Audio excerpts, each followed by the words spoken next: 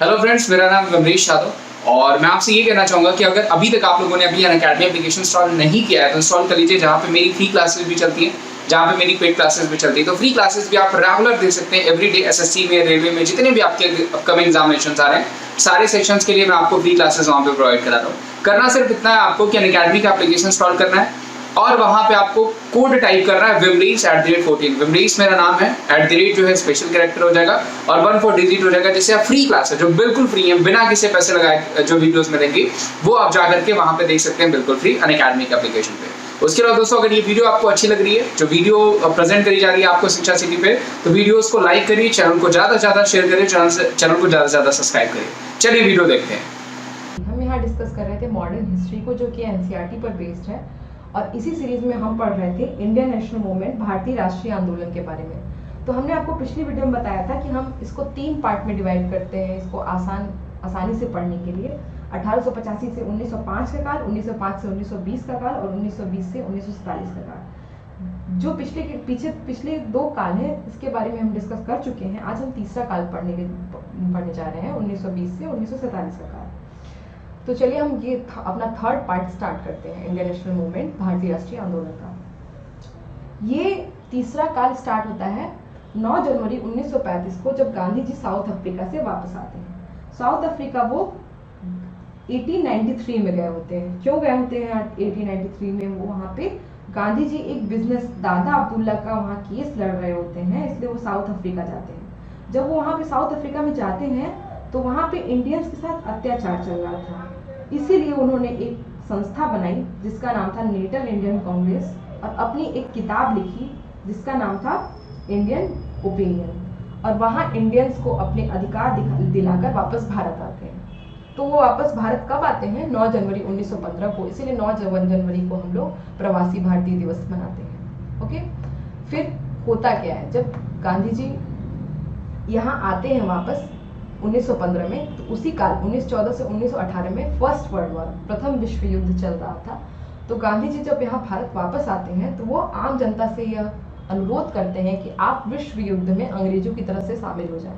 अब आपके क्वेश्चन में ये दिमाग में ये क्वेश्चन आ रहा होगा कि गांधी जी ऐसा करते क्यों? तो गांधी जी का मानना था कि अगर हम इस कठिन समय में हम ब्रिटिशर्स का साथ दें तो ब्रिटिशर्स आगे चल करके हमारी बात को सुनेंगे।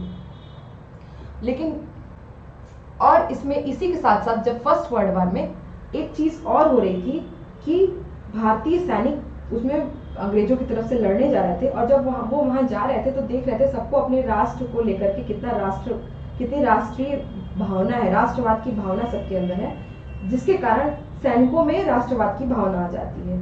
और उसी काल में कुछ भारतीय उद्योगपति होते हैं, जबकि ब्रिटिशर्स का थोड़ा इन्वॉल्वमेंट हो जाता है वर्ल्ड वॉर में, तो कुछ भारतीय उद्योगपति जैसे टाटा और बिरला, इनकी इस टाइम स्थिति मजबूत होने लगती है। तो कुल मिला के मैं आपको यहाँ बताना ये चाह रही हूँ कि ये इंडियन नेशनल मूवमेंट में कैसे सैनिक, किसान और आम जनता, कैसे सब लोग शामिल होते हैं, तो उसकी शुरुआत कैसे होती है, ये हम आपको यहाँ पे बताना चाह रहे हैं।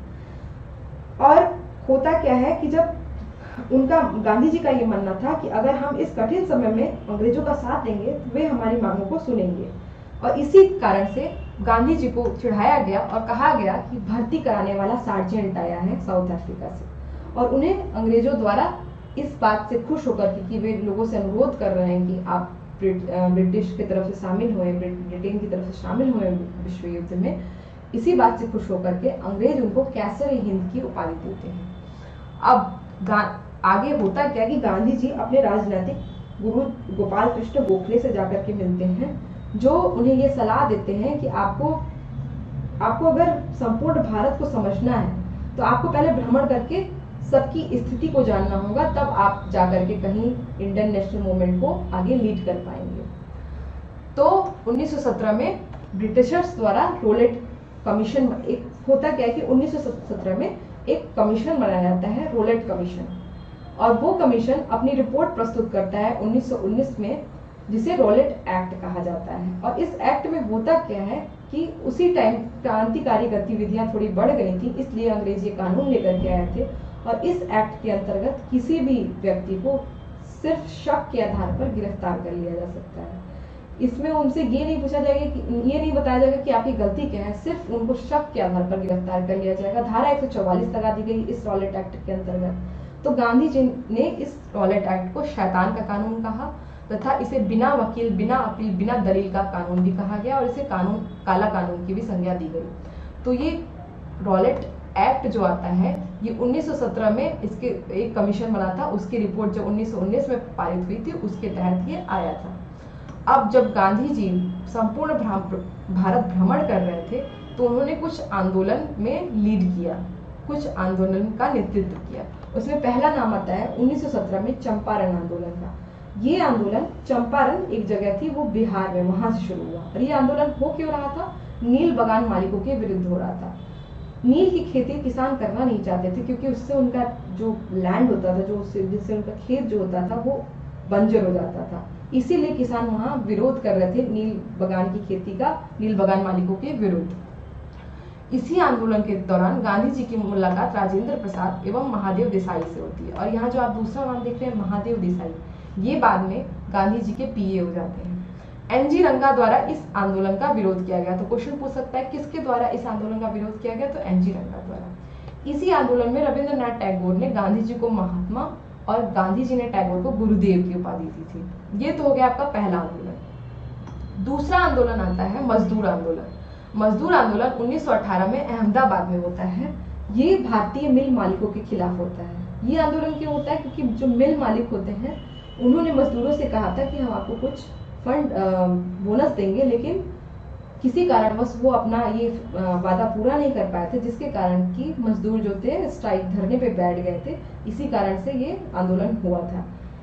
इसमें गांधी जी ने पहली बार भूख हड़ताल की एवं ट्रस्टीशिप का सिद्धांत दिया। तो क्वेश्चन आता है कि किस आंदोलन के तहत गांधी जी ने सर्वप्रथम भूख हड़ताल की?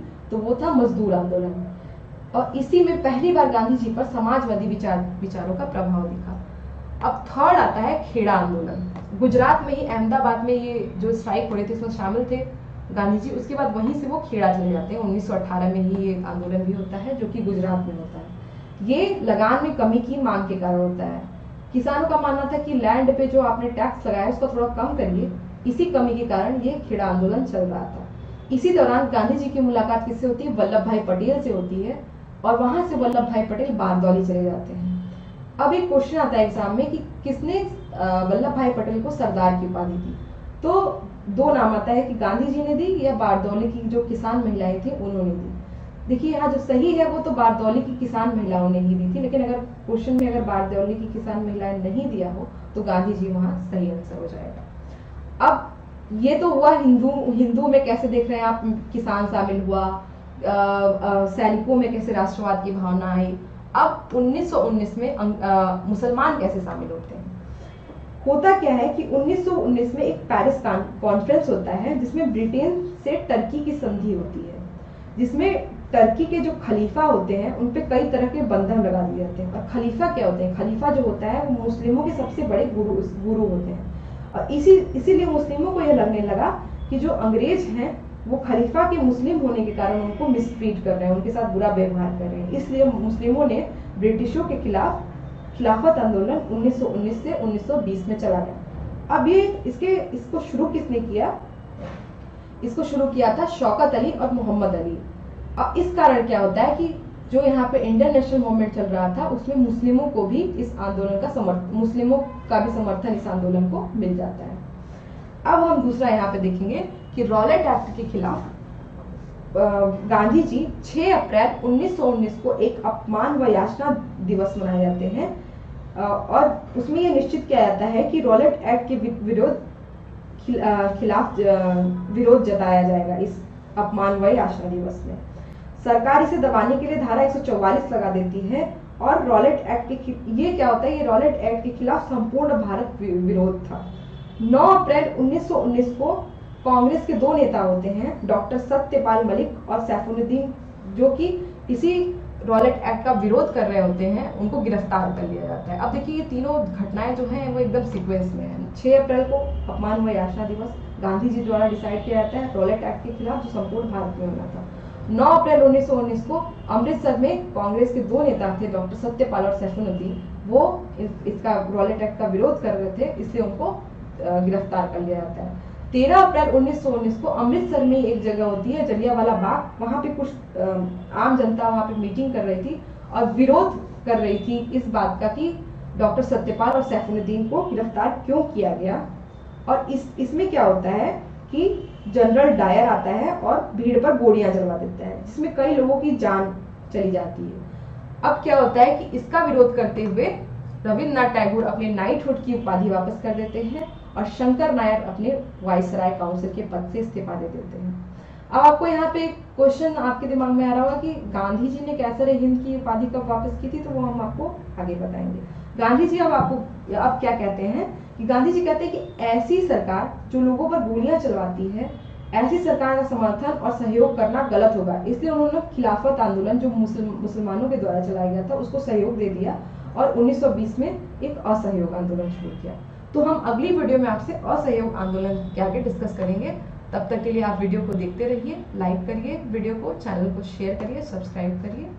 Thank you so much.